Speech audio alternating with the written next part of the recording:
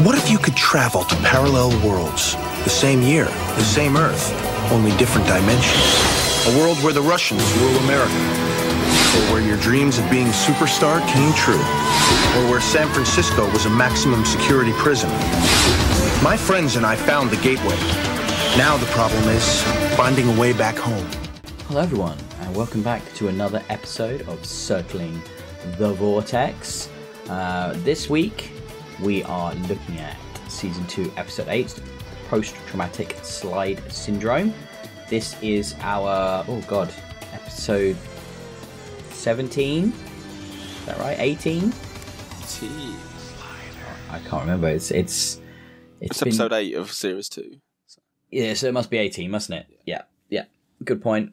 And we are back in today. I am joined by Nathan, who comes from a world in which everything you eat tastes like mediocre fish. That is a horrifying prospect. Everything. Yes, everything. Yeah, so not just food, but like anything in your mouth tastes like mediocre fish. Oh, that's... just middle of the road, generic fish. I don't mind fish, but it's like if you want to wash down the fishy taste with a glass of water, fish. More fish. You're brushing your teeth to clean it. Fish. Extra fish, because it's the toothpaste and the water, both fish. I think the toothpaste lingers for a while. Oh. I think, actually, even worse than that, just your default saliva is even that's a bit fishy. I'm assuming you never get used to it. Like, you don't adjust to this. Well, I don't know. It's hard to say, isn't it? Because if everything tastes like fish, isn't that just the norm? You'd never know anything else, would you? I hope to never find out. I think it's fair to say nobody would want to eat, would they? You just inject nutrients into your arm. Nobody would. It'd be miserable. You'd be miserable. Everybody would be miserable all the time. My Nutrijection, wonderful. Where am I from, Nathan? Well, I'm joined by Ben from a world where the crown of England and the British Isles is decided in, basically Mortal Kombat every year. And for the last 67 years, Queen Elizabeth II has beaten to a pulp any and all challengers. So it's decided every year. So once a year. Is there any rules as to who can enter? Has to be either an MP or House of Lords. Okay. So, but in that situation, I can imagine a lot of MMA fighters trying to get elected. Oh, a couple do, but she just beats them. Lizzie too. She just wants it more. She's had 67 years of literally beating to death usurpers to the throne. I would have a lot more respect for her if that was true. If Charles wants the throne, he's going to have to beat his own mother to death. Knuckle down. I do kind of like the idea of it's not hereditary. It's Mortal Kombat decided ruler. I mean, it's the Riddick way from the Chronicles of Riddick, which is you keep what you kill. So that's very much how he ends up ruling an empire in that movie. I like to think she's got a pretty good fatality combo. But there's no weapons, it's just hand-to-hand combat, is it? Hand-to-hand, it's... Does she have any, powers? Or is it just literally just bare-knuckle, brawling, biting? The weight of generations of responsibility upon her shoulders. I love it. That's insane. I feel like, as a culture, the British would be so much less reserved and so much more violent if that's how we chose our ruler. I mean, the British Empire would still be in the height. We would rule the world. I mean, there's no way we would not be feared by everyone in that world. Joe Biden's not exactly a strong man. Queen could just walk over there and just... But I mean, do they have the same rules in other countries? I'll be honest, I haven't thought this through. Okay, I like this idea. I feel like there's potential here for an expanded novel, series, franchise, television show, movies, you name it. Video games. Let's do it. Let's do it. The expanded universe around this concept. I like it a lot. That's a brief spoken word album. Okay. I like how it's a spoken word album. Is that like in the like a William Shatner style music? Yeah. Okay. Brilliant. Let's do that. Perfect. And on that note, I think that's one of the best starts we've had. I love that idea. So I think we're going to get into what is, to me, I'm going to put this out there, I think the strongest episode of the season so far. I think post-traumatic slide syndrome was pretty close to a masterpiece of sliding fiction. Like it had the highs, it had the lows, it had a relatively complex plot, but like great character work.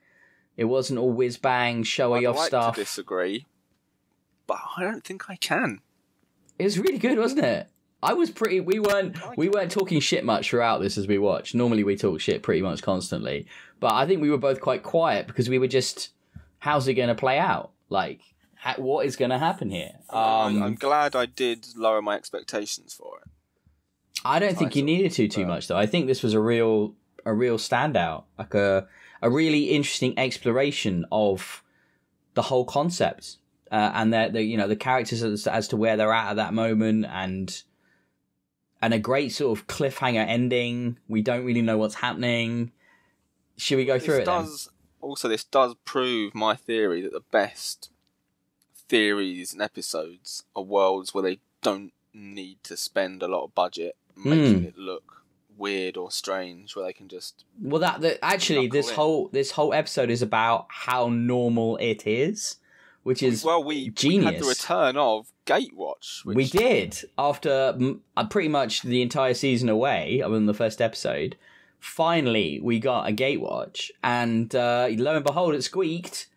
And the only slight issue I had here is that we knew they couldn't be home due to the framing device of Remy telling a psychiatrist on the therapy couch all about the previous goings on, which strongly implied that therefore everything that was going on was not good, and therefore it couldn't be home, could it? I do like the framing, but it's quite good.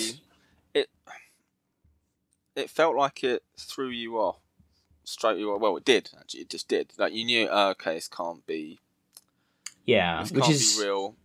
I don't know why they went with that, because they could have still done that framing without giving that away, but they really do give that away and telegraph the fact that it can't be home then. The thing is, would that have been too close to that other episode where it's implied that they did return home, but because the gate was fixed, they then left, and I want to repeat that same kind of perhaps maybe? But this was exploring the idea of what it would be like for them to return home in its fullest, and I thought that was brilliant. And I thought the fact that they then twist surprise, no, they're not home, but how much does that matter? I thought that was also really well handled as well. I thought this was brilliant. Do you want to try and go through it kind of chronologically a little bit if we can? Ooh. There's a lot, isn't there? There's a lot. There's a lot of character moments. A lot of going on in this episode, but not in a complicated way. There's just a lot of very deep stuff. So the crux of it is, without trying to break it down entirely, because that might take quite a while. But the crux of it is we get to an Earth which they all believe is home. Well, so we for a little bit we were worried it was going to be a clip show. It did, like with Remy's framing. It's like, oh my god, 2 weeks back. Oh no! Don't recap everything that's happened up to this point, please. Please don't. Thankfully, it was not. No, so we did have. I think it's because it had incredibly generic slide open where they fall in. Remy lands on Arturo.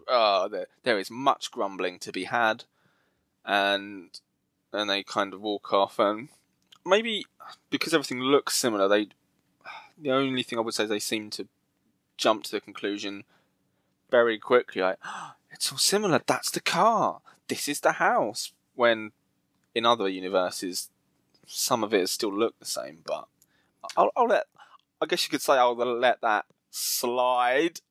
Well, it wasn't a world that was made up just of, what did Remy say, bats and snakes? Yeah. I mean, I hate to break it to Remy that we do have those already. yeah, but I got the impression there was a lot of bats and snakes. So there's clearly there's been episodes previous to this in the season where they've talked about how exhausted they all are with sliding, so they want to get home, right? Desperate to get home. So they were kind of like predisposed to believe this was home at the faintest chance that it could be, because they're just all so fed up with it. Which is actually a very honest character beat, isn't it? And that makes total sense. So yeah, I watched that scene when they go up to the gate, and it wasn't just gate watch; it was almost pornographic. Quinn was literally stood there, stroking that gate, hands caressing the wood until he opened it, and it squeaked. Lo and behold, it squeaked, which we know, which is as viewers, for us, because we know. It shouldn't squeak. It doesn't squeak. It doesn't squeak. If you remember, very importantly, very, very importantly, it does not squeak unless it's been left out in the weather in the intervening year or so and is now squeaking again, which is also possible. It's a pretty important thing to base on whether or not a gate squeaks, but it's gate watch, mate. Don't be disparaging. So they go in. Mum's coming out. Oh, Quinny! Oh, I missed you so much. Oh, I love you. And it's like, reunion.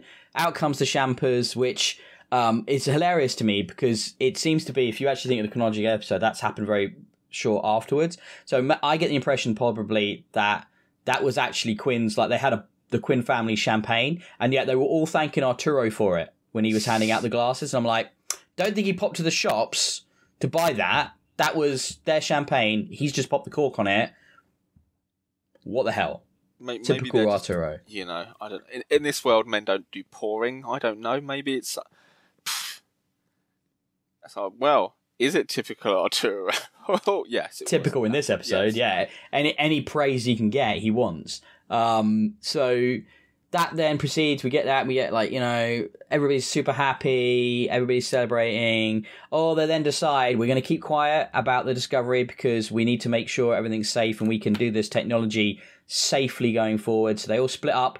They go their separate ways. We're not going to reveal it until we can definitely. Yeah. And Remy's reluctant because he knows it could boost his pop career magically. We don't somehow. How?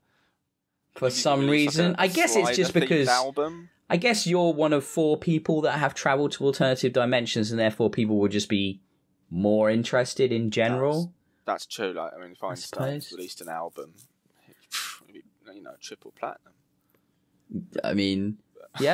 Sure. Einstein splits the atoms, yes? I don't know. That's how he sounds in my head. I'd give it a listen. Yeah, listen. More spoken world albums, though, which is clearly your thing. So that happens, and then they're all kind of like, Quinn's, they're all doing their own thing. Arturo goes back to the university. Wade actually has a chance of having a career that isn't just, being a shop assistant, which is what she did. Yeah, she worked in a computer shop. Go back to her family, though, but we don't see it, do you? You just see them later. You don't see them there. Remy goes back to his recording studio. His producer or his agent. No family or loved ones. It's a bit sad, really. A bit tragic. That's bit sad. Quite sad that Remy went straight for his career. Oh, Remy. Poor Rem. Poor crying man. What's the reason he's always upset? That's the whole point. He brings that loneliness, that emptiness, and he vocalizes it, and he cries, and that's his whole bit. He literally cries while he sings. For some reason, that was supposedly popular for his character, which is incredibly weird. But anyway, and then we get Wade calling up Quinn, turn on the TV. All right, okay. And lo and behold, there's Arturo taking credit, telling the world that mother trucking snake. And I was saying in the last episode, turned a corner. He's coming some towards being human, bit of redemption. No. What a dick. Bastard. Not happy about that. No one's happy about that. So they meet up down the pub, don't they? And it's like, what are you going to do? He's taking the credit. And Quinn, props to him, didn't give a shit about the credit. Does not care. Not his motivation. Oh, because actually that was even the, what's the word? The cheers. It was when they all arrived safely back, they were drinking. It was to friendship, and then boom. To friendship. Weird toast. at that point. Not to being home, or to surviving 18 months in hell, or a million other things that would seem more apt at that moment. But he went with friendship. A little bit heavy-handed, the writing there, I think. But anyway, and this is the point, we have revelation time. He's just annoyed that he's broken the friendship. The covenant. Yeah. Now we have revelation time. Quinn, this I think actually is handled really well through this episode. They do a really good job of this until you get the final reveal. Very, very clever. Quinn goes to the toilet or to make a phone call. No, he goes to make a phone call, doesn't he? To call Arturo and say, "Oi, stop it." And there and behold, he sees a newspaper clipping on the wall, framed, with the Super Bowl results for Super Bowl 19, which even at the point of this show would have been more than 10 years before them, right? And he comes out and he smacks it on the table and goes, "Look, we're not home." And they're like, "What? Super Bowl 19, it's the..." I don't remember the teams. Team A against Team C. And it should have been Team A against Team B. Dolphins and something. Dolphins and some other teams. The Jets and the Sharks. It was that. Story. It's definitely the Jets and the Sharks. Perfect. And they're like, "Well, we don't really know football, mate. Are you sure about this?" He's like, "You're acting a bit odd here, mate." And he's like, and so from this moment on, Quinn is certain they're not home. But the way it's played, obviously Remy is amazingly happy to be back. He's becoming famous again. Wade's got a career. She's selling her diary that she was writing. Don't remember that. But fine. I guess that was the excuse for that voiceover in that previous episode, maybe? That she was her diary, maybe? I've never seen her writing anything down. Didn't know she could write. Didn't think she could. See, the type stuff, didn't know she could write. Never been established. But yeah, so she's selling that, and she's going to be famous and have money and be successful as well. Arturo's obviously taking all the credit, but Quinn is just like stuck in the past. He can't accept that they're home, and that becomes the crux of like the next, 2/3 of the episode, kind of, or more, is all about him just finding more little minutiae, which I like how they get to him prove less and less substantial. Not believable, yeah, substantial. Like, and it's like, this baseball card didn't have an asterisk next to the home run. What, mate? Like, you do sound proper insane.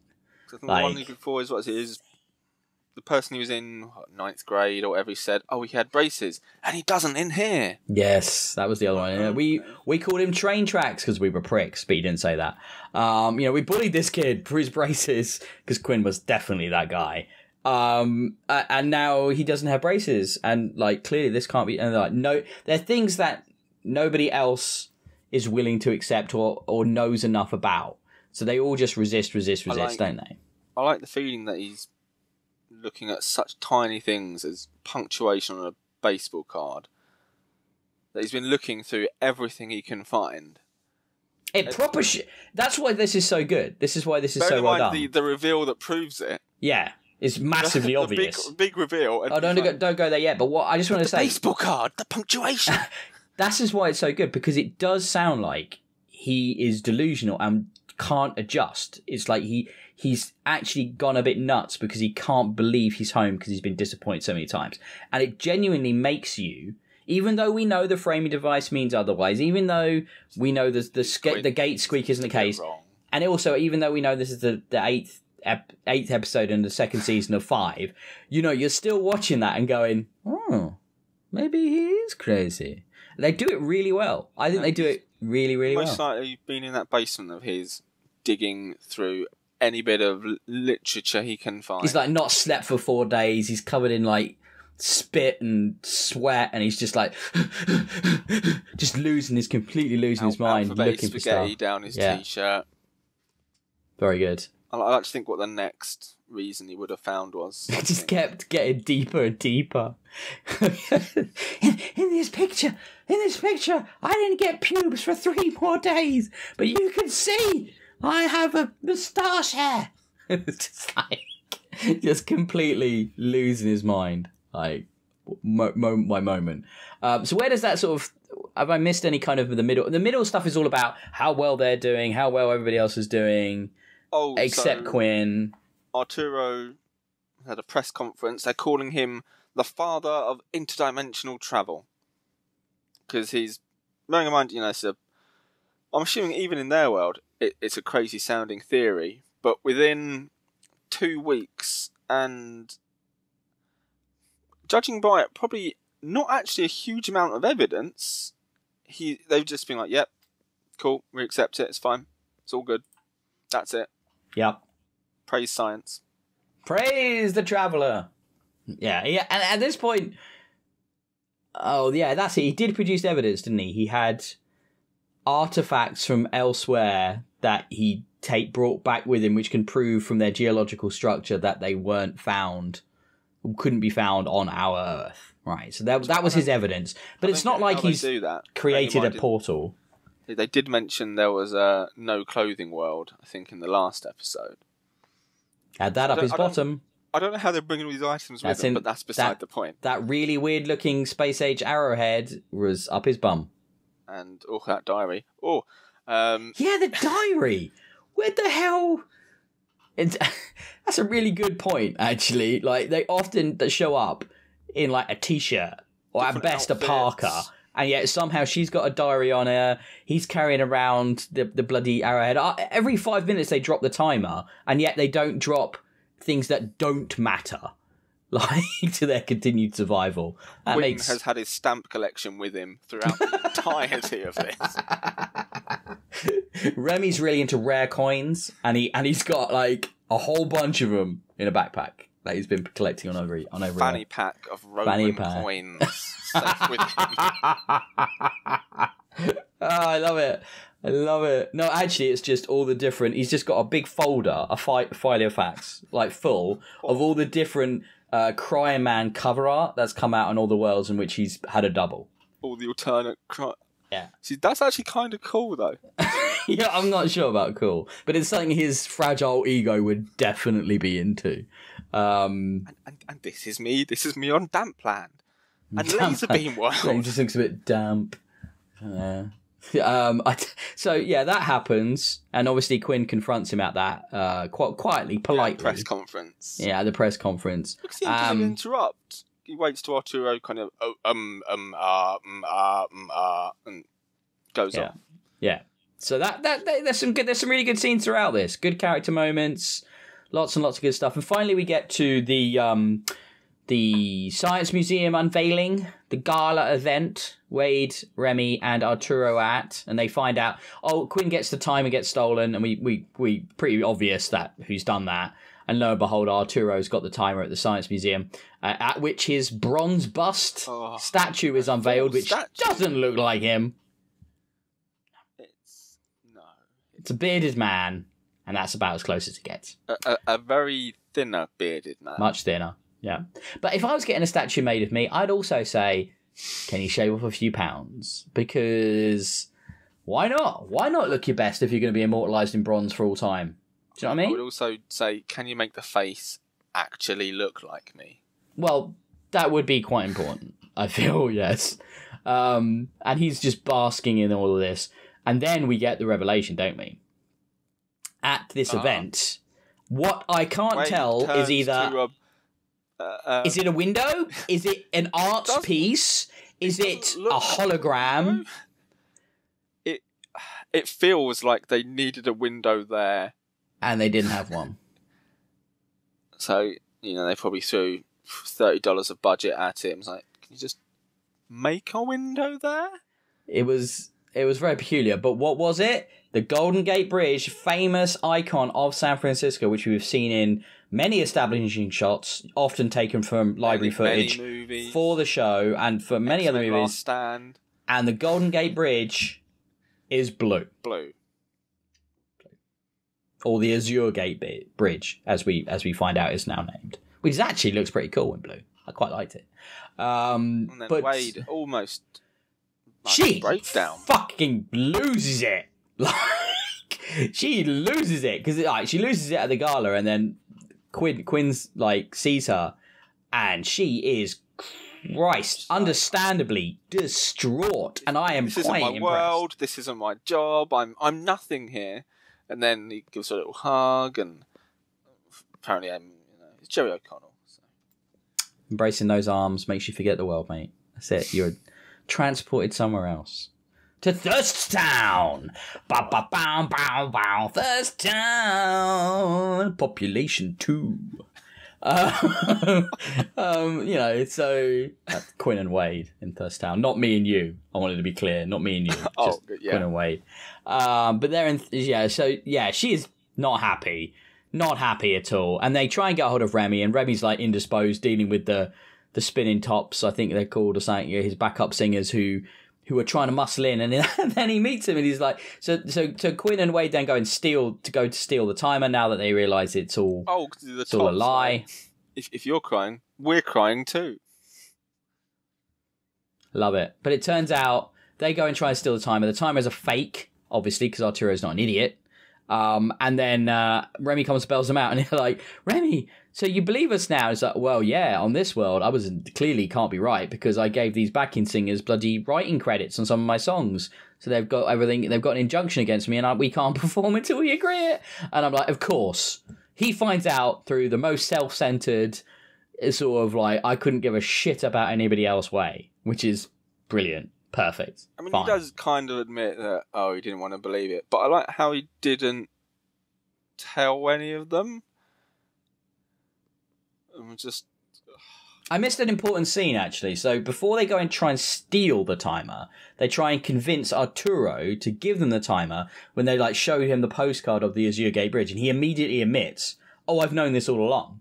I just think this is the best world we're going to get. We should make the most of it. We're never going to get home properly. So why don't you just bloody double down here? And are you really going to upset all your loved ones again by pissing off? And he drops that, and you're like, oh, he's trying to put himself in a sympathetic position considering he's being such a dick. I was quite impressed with that play, I have to say. He was doubling down. Though. Not with them, no. It's like, one of his points was, and you're making money off this diary, and you didn't mention your family once. Okay, I don't get what that's got to do with it. Well, he's kind of saying you're gonna just leave your family that you care about so much, that you mention all the time in your diary, and yet you're gonna just leave and you don't care about them. That was the implication. That wasn't her actual family. Yeah, exactly. That's not her family. So why should she care? Sort of. He was going for a power play. He was. Either way, he was, and there's that. Quinn and him have that stare off, and Quinn's like, I'll do what I've got to do to get that time back. And he goes, you do that, and I'll do what I've got to do to protect what's mine. It was very intimate. It was intense. Almost Quintimate. I'd say some great acting going on here. Really enjoying Arturo in this one. Although he is undeniably an arsehole. But I was not pleased with the professor. No. So, skip ahead again. They're out of prison. And they go to Arturo's palatial mansion.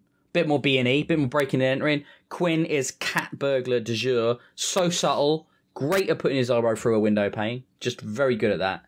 Break in. It reminded me of Scooby-Doo. When the heads pop round inside the door. Hello. And we break in. We ransack, but we hear a noise in the basement. What's that? What's that noise? We go down basement. What do we see, Nathan? Big reveal. The thing was, I don't know if you heard it, but when they could hear what was ever downstairs, you heard what was very clearly a deep male voice. And then she goes, is it mice? Yes. Clear that'll be mice. No. But what do we find? The deep male voice. Whose is it? A rough, unready Professor Arturo. 2 weeks of stinking up the same outfit as well. He's going to pong. Chained to a pipe. Yeah, chained to a pipe in his own house. What, pray tell, is going on, Nathan? I told him nothing. Points to a chalkboard with the frowny face. That was so funny. Now, help me out here, right? So we know from the exposition dump that this Arturo now gives us. He showed up, told the assistant lady that he was back, who got in touch with this world's Arturo, who showed up, immediately put him in the back of a van, drugged him, brought him to this place to try and pump him for information. Who drew the frowny face? Was it our Arturo, this world's Arturo, or the assistant? I want to know who drew that face with all of the elements of a face you'd expect, while saying, "I'm not going." Was it Arturo just said, "I'm not going to help you"? Give me 2 seconds. I like to think it was this world's Arturo. Right? It's just like, this is how I feel. Give me the. This is how I'm feeling inside. You really want to do this to me? Can't you see we have a connection? Look at my frowny face. It's like, who drew that? Or did they have does Arturo have like an 8-year-old nephew that somehow got involved in this? It's the weirdest representation of didn't share information. A chalk smiley face, and if he was giving information, he pointed to the smiley face. I think on that chalkboard it's reversible, right? So you got a frowny face on one side, smiley face on the other side, and it's just, well, you've not given me the information. I'm going to have to show you the frowny face. Now listen, Arturo, I can make this change. If you give me the information, I'll give you the smiley face. Don't leave the frowny face staring at me. I can't take it. I can only have the smiley face. It's the fucking weirdest thing. It's so weird. The guy's chained up like an animal, and then you have that there next to him. It's just really weird. It's really strange. But things get weirder at this point, to be fair. There's more twists coming. So he says, that's where he's been keeping the timer in the drawers over there. I saw him put it there while I was chained up. Ransacks. But then, who comes down the stairs but other Arturo? Reveal. And then, he doesn't just play the, you've got me card. Ha ha ha ha. He plays the, actually, I am your Arturo. I escaped earlier, chained up my counterpart. That's why I've got the timer, because I took it when I escaped. And it's like, oh, this is getting messy, guys. We are not going to have a pat ending, are we? That is maybe why the diary thing was added. So that now he knows about the world, so he can't just... Yeah, so he only has that moment of, well, obviously this is me, because I know these things. How could I know them? Response is then, well, because you saw Wade's serialized diary that she put out in the wherever she got paid to do that. And that's actually now we're in a really weird place. So this episode had done a great job up to this point of balancing your uncertainty of, is this real or not, for Quinn. And now we've got new uncertainty. Who's the real Arturo? And it only gets worse. So they have a fight. Arturo knocks out Arturo. Arturo, or was it Arturo knocks out Arturo? Oh, I mean, you might be right. Yeah, Arturo knocked out Arturo, and Arturo's on the floor. So when Arturo's on the floor, Arturo goes over and takes the timer from Arturo, and then leaves with the gang, and they go to Quinn's place to slide out because the timer only has 17 minutes left on it. But then who shows up? But we have a teary farewell to Quinn Mum. We have a teary sort of farewell to Wade parents. He quite a nice moment. Explains why he's leaving. She's saying, your nice. Quinn's going to come back. Probably not. He's probably going to die in Dino World. Probably. No, but it was nice that he actually just told him didn't just leave. Yeah, typical sliders leave sort of thing. Yeah, no, I thought they actually... I actually thought all of that was nice. But then Arturo shows up, right? You thunk it. Another Arturo 2 or 1. Not a third one, don't worry. And then it's like a clown car. And there's 4, and then there's 5 and 6 and 10 and 15 Arturos. What's happening? Right, so Arturo shows up and confronts the gang. And then it's the weird situation of, well, you guys just go. We'll sort it out and have a fight. And they fight each other on Quinn's front lawn, in front of his mum, in front of Wade's parents. It's a very odd thing, but at this point, they're basically both wearing identical clothing. There is no way for us to know, as the viewers, anything. We don't know, and neither does the team, neither does the gang, who has slid with them, because one of them gets away, and one gets stuck, and he looks very perturbed, but either would. So we genuinely don't know, do we? Evil or good? Even at the end of the framing device, which turns out the psychologist or psychiatrist, either way, whoever's Remy's the shrink narrating to is called for a straitjacket. But he even says with an Arturo that we don't actually know if it's our one or not. Yeah, they don't know. Because that's the thing, that the Arturos were... I mean, we say one could be bad and one's good. really, though. I mean, it's more like one's a tiny bit more of a dick, perhaps. But depending on the day you get him, he could be that much of a dick anyway. So I'm not. There wasn't moustache twirling. No.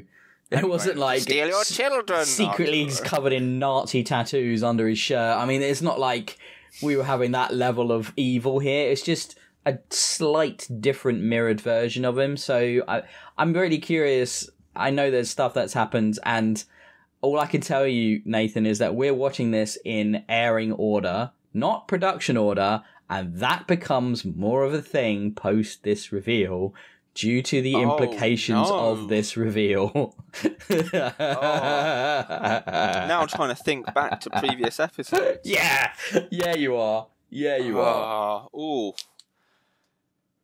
Oh, this is tricksy. So it's kind of like, did we have bad Arturo or good Arturo, as it were, prior to this point already because of the weird order of the episodes? You can look it up if you want, but you have to be careful not to read the synopsis. Do you want to know? Do you want me to have a look and tell you?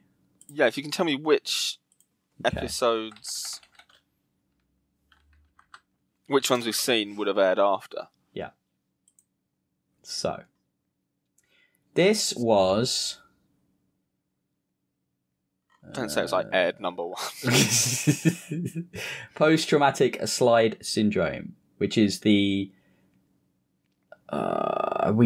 Okay, so in... Okay, that's interesting. So, in Dino Veritas was actually the 11th episode. So, would have aired after this episode, which is number 10. This is post-Crisis of Infinite Arturos. So you have to think about the character you saw in the previous episode, and does that inform you about what we saw in this episode? There are no others in the run order that would have been earlier. However, we do have 1, then 2, 3 episodes that should have been before this episode coming up. Watch those. I guess we know those are quote-unquote good Arturo. It's not confusing, is it? Just to be, we talked about this before. Sympathetic Arturo. We've talked about this before, but just to be clear, the final episode of the season, right, was meant to be the 6th episode in run order. So the finale is the 6th episode. Quote-unquote. The finale they showed should actually have gone before this one. So the actual... Oh, my goodness. The actual season finale, episode 13, comes 3 before the end of the season. I don't know why. I do not know why they did this. I don't know why Fox did this. Sliders. I couldn't tell you what the reasoning is, other than we just don't give a shit about this show. We do. But there must have been, like, a logic to it. They must have, like, looked at the episodes and gone, right, this works better in a different order. I couldn't tell you why. There's not much serialization because... No. But now we've got some. On the couple of times that they've pulled someone with them, nothing. Yeah. We had one with the 2 from Australian man. Australia? No. Was it Australian? The Breeders one. Yeah. Yeah, he was. We had one where 2 of those got taken through them with a van. Then, when they were running from Negan. Yes. But worry not. Let's focus back on this one a little bit. This was a very good episode of television. I was completely engrossed. I was hooked in. I really enjoyed the twists and the turns. Like you said, it was the opposite of being hugely removed from reality. It was very, very close to reality, which actually lent it a huge amount of gravitas, and it was fucking awesome. Like, I really, really like this. This is one of the Sliders kind of concepts I remember best. The whole kind of are they home, aren't they home stuff is at its core. Plus, for the first time in absolutely ages, we got a double. And like a very, very, very similar double, which is, I think, great. I really like that. I've missed that. I genuinely want to. If I was seeing that episode for the first time and didn't know about the airing order stuff I've just told you about and stuff, I'd be really interested to see what came next. I'd really want to know what happened next. Now I'm kind of just this makes no sense. But we're seeing the next episode. The next episode we're seeing. The next episode we get to watch is going to be should have been the 8th episode. So should have been before this one. So this is Obsession. So continuing my lowering expectations. Wade's just really into a book. She somehow got an early copy of Harry Potter. Really, and early. It's just really early, and it's just 1997 early. When did that come out? The first one? I don't actually remember. I'll be honest. It was early 2000s, wasn't it? I don't know. I wasn't a huge fan. No, me neither. I'd want to say something like 2003, though. Something like that. Either way, it's definitely an early copy. Yeah. Quinn goes up to her, do you like it? She goes, yeah, I'm obsessed. That's it. That's my...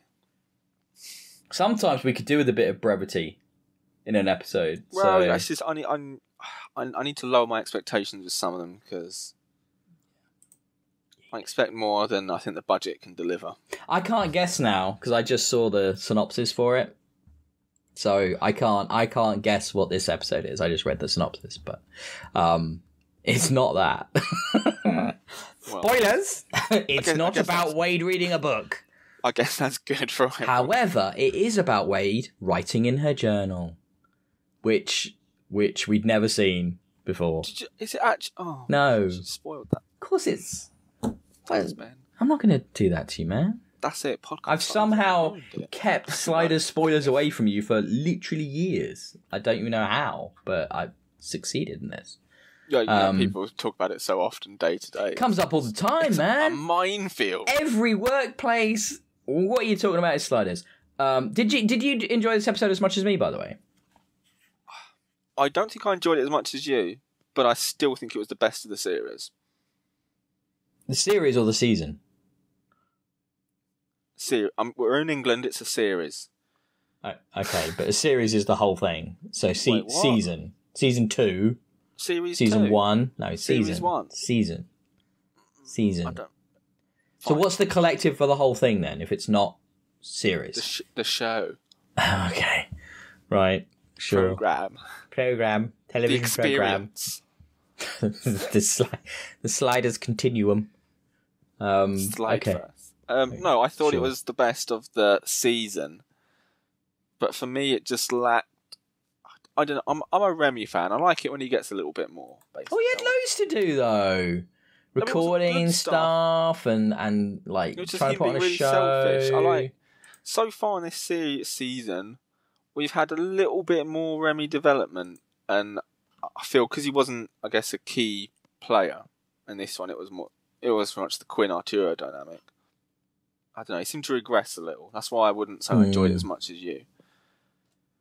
Well, I thought, yeah, you're right. But everybody kind of regressed, didn't they? Because it was all about being home and getting back into old patterns and filling those shoes of what they'd left 18 months previous. And I think this was almost secretly a Wade episode.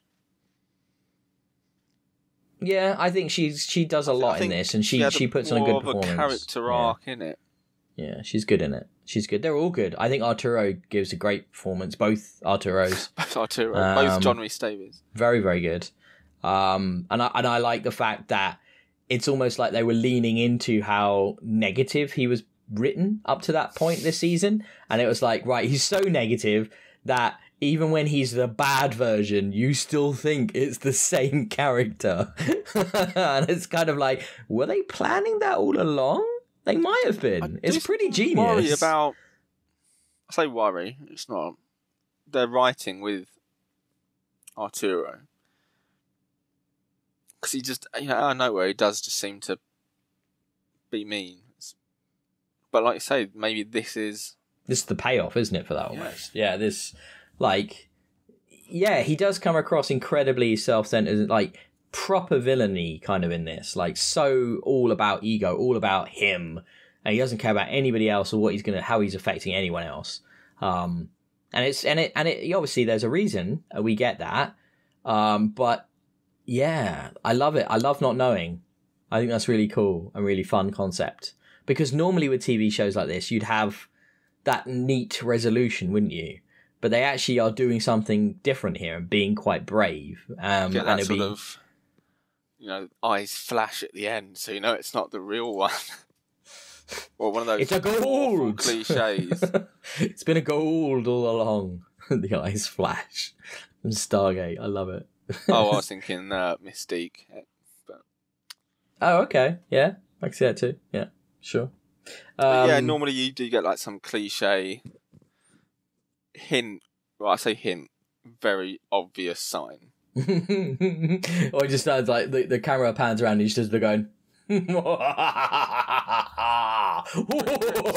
fake beard. Like that. Takes off the wig. Finally, bored Arturo's time. It was Lex Luthor all along. Damn you, Lex Luthor! Right, I think is that the end? Because it was quite a long one. We had a lot to talk about this one. 45 minutes now, 46 minutes. Yeah, it would be good to see where it goes. We'll leave it on that. Leave it on a high note. We'll be back in another couple of weeks with Obsession, which I haven't guessed about, but Nathan thinks is going to be about Wade reading a book. Though, to be fair, he has learnt to have lowered expectations with Sliders, so that is good. But we'll be back then. Please check us out at Experience Kills on Twitter. That's our collective name there, as it were. Give us any feedback, comments. Where do you think Arturo, evil Arturo or not evil Arturo, who knows, is going to go from here? Let us know. Leave us a comment on the YouTube videos. Post in the Sliders subreddit and let me know what you think in the Reddit posts I do for these shows. It's a great group of people there. Much props to them. Keeping the Sliders torch alive. I love that. It's really, really cool. You can obviously check this out on the YouTube. Give us a like and subscribe there. And if you're not able to watch on YouTube or you want to listen on the go, we're available as a podcast from Spotify and iTunes, as well as the Raw RSS feed, which you can find in the YouTube description. So I think that covers just about everything. I really enjoyed that episode a great deal. I'm actually quite excited to come back to Sliders. It's a top slide. I feel like when we've been doing this shows, Nathan, sometimes I'll watch two with you. I'll watch a couple or watch an episode and then sit there and be like, oh, we really got to do another one in 2 weeks. Oh my God. Whereas this one, I was actually kind of like, yeah. I want to see. I'm reinvigorated. Is it going to be good Arturo? Do we see a payoff? Let's see. Let's find out. I'm buzzed. We've got the second half of the season now. Can we keep it up? I'm going to give it 9 slides out of 10. 9 slides out of 10. And on that bombshell, until next time. Slide.